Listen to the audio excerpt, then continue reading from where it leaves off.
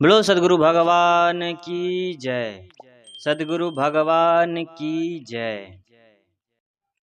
हर आदमी मंदिर के पीछे दौड़ता है कि कहीं किसी मंदिर में जाकर के शायद मेरी मनोकामनाएं पूरी हो सकती है। मन में ये लोगों की लालसा रहती है, लेकिन वो वास्तव में जो भक्ति है, वास्तव में जो भक्ति का रूप है, वो भूल जाता है और अंध भक्त बन जाते हैं, जिसके फाइनल में कुछ हाथ लगता नहीं है। आइए मैं आपको एक कहानी सुनाऊं। कहानी के पश्चात मैं आपको कुछ बातें बताऊं कि वास्तव में भक्ति क्या है।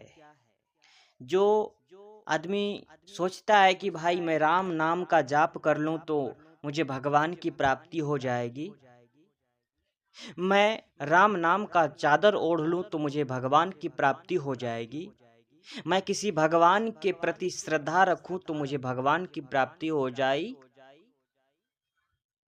किसी मंदिर में जाकर के मैं दान पुण्य कर दूं तो भगवान की प्राप्ति हो जाएगी। इन सभी मान्यताओं को लेकर के मनुष्य जीता रहता है दिन रात और करता भी है, लेकिन फाइनल में हाथ कुछ लगता नहीं है, क्योंकि वो वास्तविक भक्ति से परे हो जाता है। जो सच्चा भक्ति होता है, जो भगवान को प्राप्त करने की राह होती है, उससे वो विमुख हो जाता है। एक बार की बात है, संत एकनाथ अपने अन्य संतों के साथ हरिद्वार से कांवड़ में जल लेकर रामेश्वरम की ओर जा रहे थे। 2 माह बीत गए कांवड़ धोते धोते, पर आधी रास्ता ही तय कर पाया। बीच में रेगिस्तान आ गया। संत लोग इस संकल्प के साथ गंगा जल रामेश्वरम में चढ़ाने के लिए निकले थे। आगे आगे बढ़ते जा रहे थे। एक दिन रेगिस्तान में संतों ने देखा कि एक गधा प्यास से तड़प रहा, प्यास से मर रहा। संतों की मंडली एकत्रित हो गई और सब एक दूसरे को कहने लगे, इसके लिए पानी ढूंढो, कहीं से पानी का जुगाड़ करो। अब भला उस रेगिस्तान में पानी कहां से मिले? संतों के पास कांवर में गंगा जल तो था, लेकिन रामेश्वर में चढ़ाने के लिए एक दूसरे को मुंह देखते हुए सभी संत खड़े थे। संत एकनाथ सबसे पीछे आ रहे थे। उन्होंने उस गधे के इर्द गिर्द इकट्ठे संतों के से कारण जानना चाहा। संतों ने कहा, यह गधा प्यास से तड़प रहा है, लेकिन इसे पानी कहां से लाकर पिलाएं, कुछ समझ में नहीं आ रहा। एकनाथ ने अपने कंधे से कांवर नीचे उतारी, पानी का पात्र हाथ में लिया और ढक्कन खोलने लगे। संतों ने प्रतिवादन किया कि ये जो गंगा जल रामेश्वर में चढ़ाना है, उसे यहाँ गधे को पिला रहे हो आप। एकनाथ ने संतों की बात को अनसुना करते हुए पात्र का पूरा ढक्कन खोला और पात्र में भरे गंगा जल को उस गधे के मुंह में डालने लगे। संतों ने रोकना चाहा, पर एकनाथ ने कहा, रामेश्वरम का भगवान इस जानवर से ज्यादा प्यासा नहीं होगा। जो जल को लेकर के हम रामेश्वर में जाकर के चढ़ाने की इच्छाएं मन में पाल रखे हैं कि भगवान को जाकर रामेश्वर में पिलाएंगे और भगवान प्रसन्न हो जाएगा, खुश हो जाएगा, मेरा मानना है कि रामेश्वरम का भगवान इतना प्यासा नहीं होगा जितना कि ये गधा है। जब व्यक्ति अपनी दृष्टि को विराट देता है, विराट रूप देता है,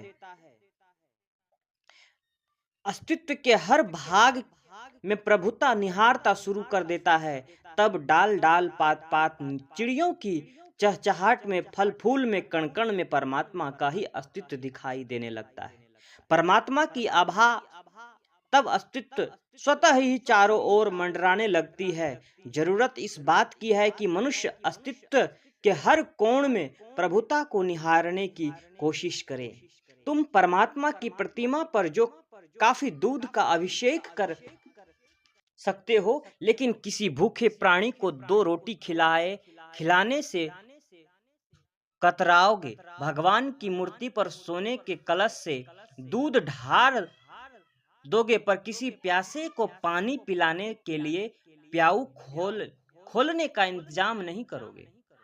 हमारी दृष्टि, हमारी कामनाएं, भीतर की भावनाएं इतनी संकुचित हो गई है, इतनी परंपराग्रस्त हो गई है कि हमने परमात्मा का संबंध सिर्फ प्रतिमा से जोड़ दिया है।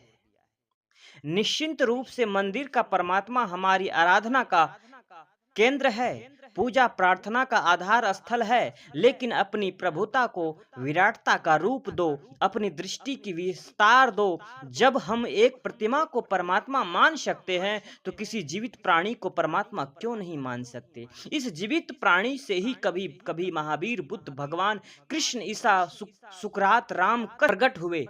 आदि सभी तीर्थकर, पैगंबर, अवतार इस दुनिया की प्रतिमा से ही साकार हुए। तो क्यों न हम जरूरतमंदों को सेवा करें, जो प्यासे हैं उसे पानी पिलाएं, जो भूखे हैं उसे रोटी खिलाएं, जो नंगे हैं उसे कपड़े दें।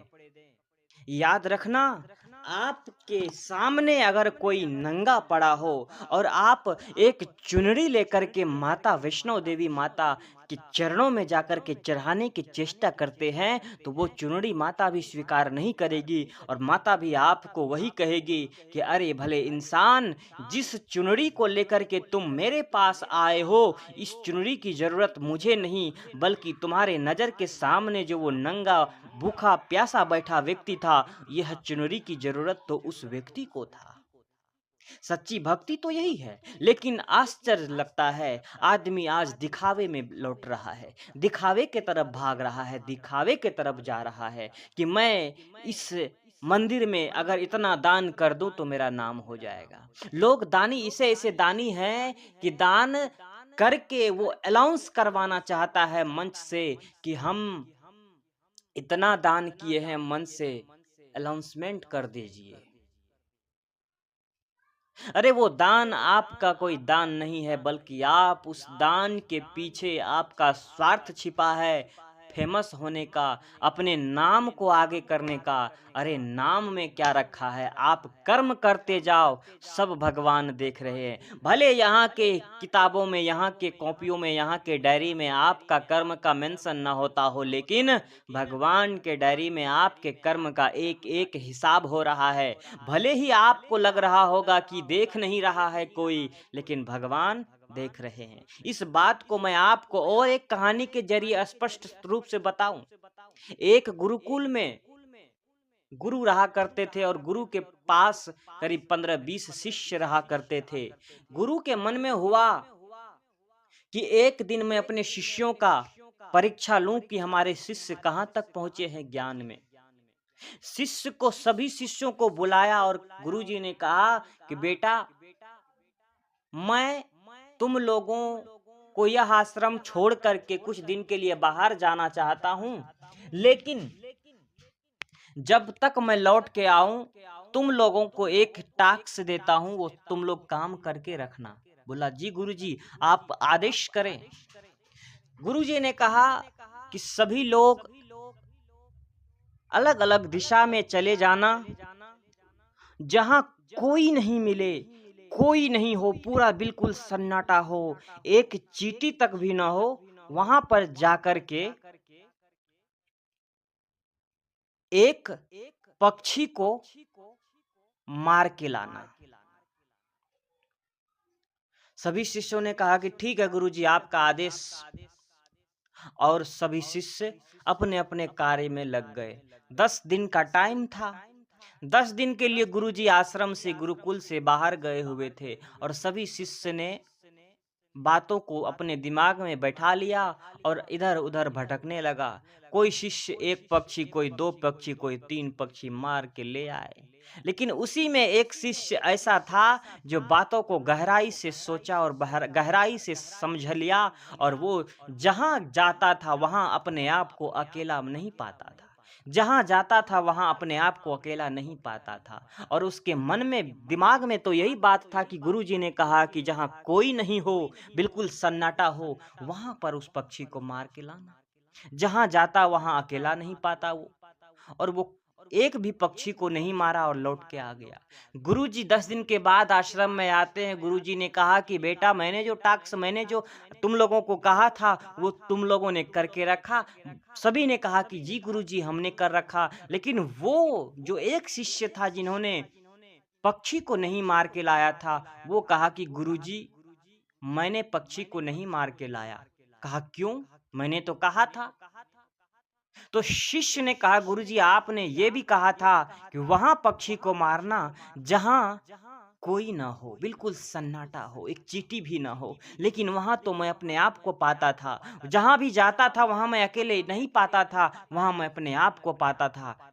जहां भी मैं सोचता था कि यहाँ मैं मार दूं पक्षी को, वहां मैं अपने आप को पाता था। कोई भले ना देखता हो, लेकिन मैं तो देख रहा था ना। गुरुजी ने कहा कि बेटा, वास्तव में तुम ही सच्चे हमारे शिष्य हो। तुमने हमारे वाणी को अच्छे से समझ लिया, तुमने हमारे अच्छे विचारों को अपने धारण किया। और इसी का कारण है कि जब तक बातों को, विचारों को अपने अंदर समाहित नहीं करेंगे, तब तक किसी भी बात को गहराई से समझ नहीं पाएंगे। और शिष्य को आशीर्वाद दिया, गुरुजी ने उसको अपना उत्तराधिकारी समझ लिया। बंधुओं, यही बात है। जो लोग दान करके अपना नाम करना चाहते हैं और डायरी में नाम मेंशन करना चाहते हैं, उन लोगों के लिए यह कहानी बिल्कुल फैक्ट बैठता है। आप अंधेरे में दान करो, आप अंधेरे में अच्छे कर्म करो, आपको भगवान देख रहा है। क्योंकि परमात्मा आपके अंदर विराजमान है, परमात्मा आपके इर्द गिर्द विराजमान है। आपको कहीं जाने की आवश्यकता नहीं है, आपको नाम मेंशन करने की आवश्यकता नहीं है। इसीलिए मुँह को कहाँ ढूंढे रे बंदे, मैं तो तेरे पास में। इन्हीं विचारों के साथ मैं अपनी बातों को विराम देता हूँ। और बात आपको अच्छी लगी हो तो हमारे चैनल को सब्सक्राइब जरूर करें, आगे शेयर करें, कमेंट करें। बोलिए सद्गुरु भगवान की जय।